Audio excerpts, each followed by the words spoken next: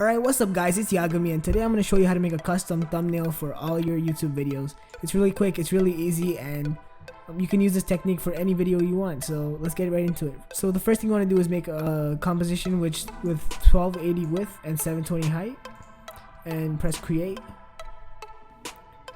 And after it's done creating, you're going to have a white background to start off with. So the first thing you want to do is add a background. Add any kind of background you want. If you're making a gameplay video, add a gameplay scenery background. If you're making a vlogging video, add a picture of anything you're vlogging in the middle of the thing. Just take a quick picture when you're vlogging and use it as a background. Or you can just go on Google and search up cool landscapes like I did.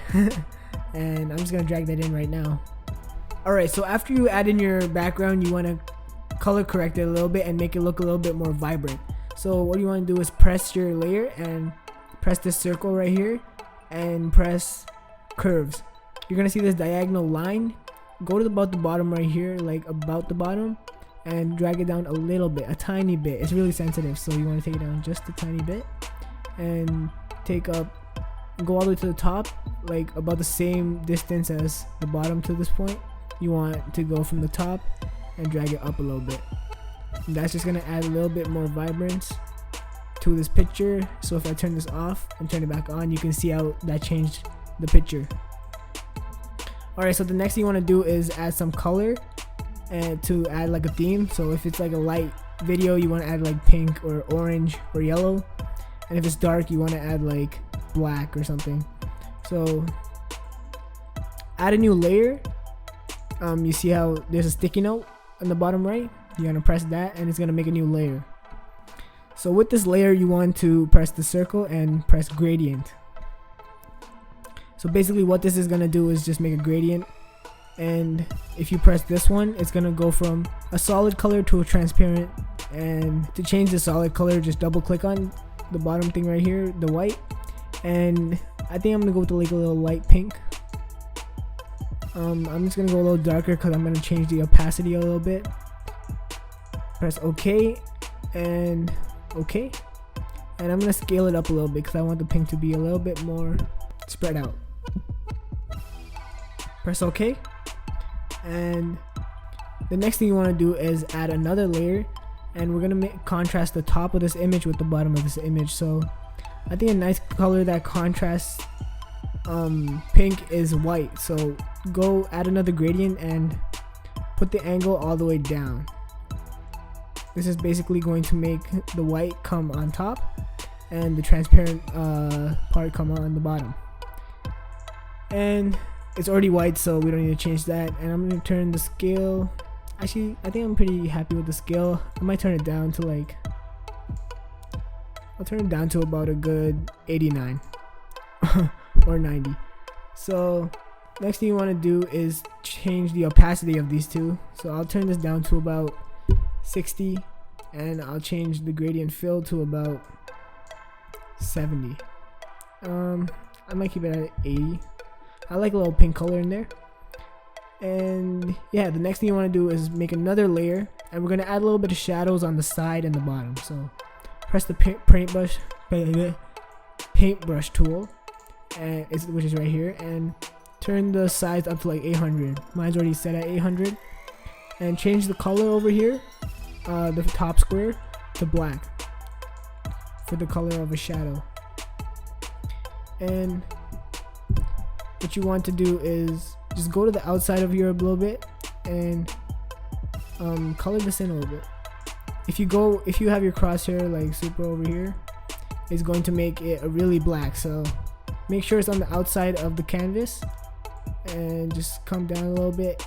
You guys are probably gonna have a circle, but I like mine's a little crosshair. And once you get to the corner, I like to go in a little bit just to make the corners a little bit more vignette, if that's the word. Oh, I just went in a little bit too much.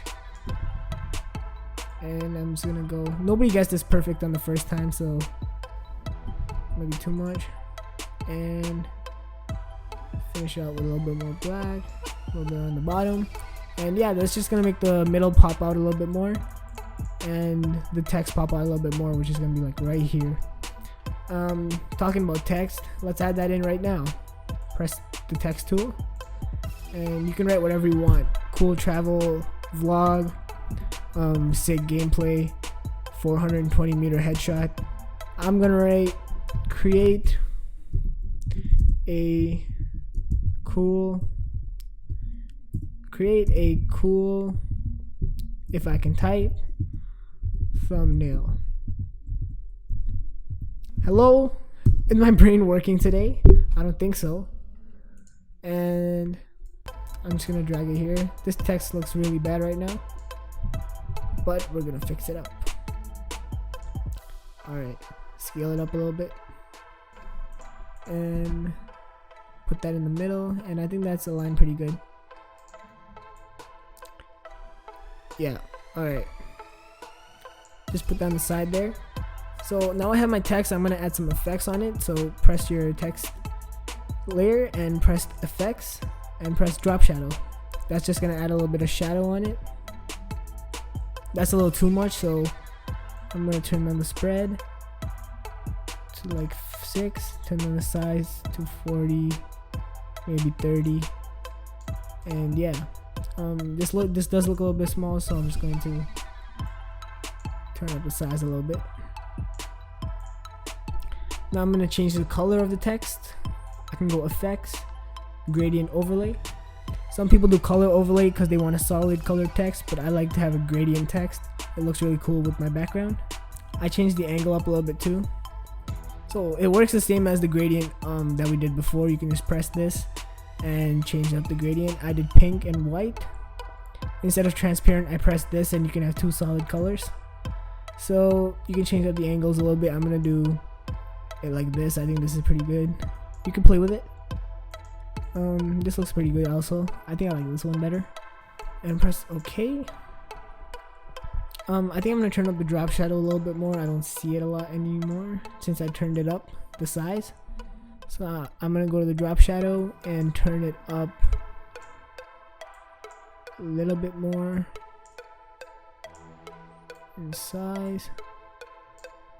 I think that's good. Now the next thing you want to add is a stroke. This is just gonna border the outside of the, okay, well I don't even need to say it anymore. I like to keep mine at 6 pixels outside and keep it black. You can change the color if you want. If it looks cooler for you, then you can change the color if you want. It doesn't really matter. I like to keep mine black so it sticks with the theme of the shadow and it makes it pop out a little bit more. So I think we're done with our text. You could play with these a little bit more. Sometimes I do add a glow, but sometimes it messes with the drop shadow. So sometimes I do add a glow like this, but it does mess with the drop shadow, so I use it very sparingly. I'll turn the opacity down super low, like 8%. Okay. And I think we're good with the text here. It fits in very well with our environment. And I still think the drop shadow could be fixed a little bit. It takes a little bit of time to open up. The drop shadow could be a little bit darker, and I think that's good enough. I'll press OK, and now we're gonna add one more layer. We had to add it under the text layer, so just go to the previous layer and press the sticky note. It's just gonna make a layer on top under the text, and select your paintbrush, and instead of black this time, choose white. And 1/10 of your circle should be like on the top middle of your screen of your canvas, and just press it a little bit, and it's gonna make it pop out a little bit more. You don't want to do too much like I just did, but it should just pop out like that a little bit more, and that looks pretty good to me. So the next thing you want to do is we're gonna add a face right here on the side. A lot of people do this. Ricegum does it a lot. PewDiePie does it a lot, where you just add a face and of your reaction to the video. Basically, you'd act really surprised, and people would be enticed to click your video to see why you are that surprised. So I just got one off of Google. I'm just gonna drag it in right now. Alright, so now that I have my face, I can put her on the side here. I like to turn her around a little bit, so if you press Ctrl T, you could rotate her. Just go to the side and hover over it. and I'm gonna rotate her, put her to the side, turn her up a little bit, and I'm gonna put some effects on her too. Go to the effects tab, put a drop shadow. Hey, don't look at me like that. I'm gonna add the spread a little bit, and yeah, don't add a lot. It's just gonna be too much. So I think that looks pretty good. And you see how there's like white stuff on her hair? I don't know why that happened, but I'm gonna fix that right now. Press Control and hit this little box in front of her, which is just gonna outline it. And press Edit and Stroke.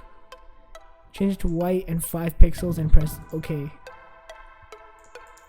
And it just made a little stroke outside of her, added a little scribbly look to make it look a little bit more cartoony. Okay, so I think that's it for this video. We created some cool text, a cool background, and we added this little face over here, which a lot of YouTubers do. If you want me to create a more in-depth tutorial on how to create thumbnails, leave it in the comments below. And yeah, I'll see you in the next video. Actually, first, this is my first video, so if you could like or subscribe, I'd be very happy. Like, very happy. So yeah, I'll see you in the next video, guys. Later.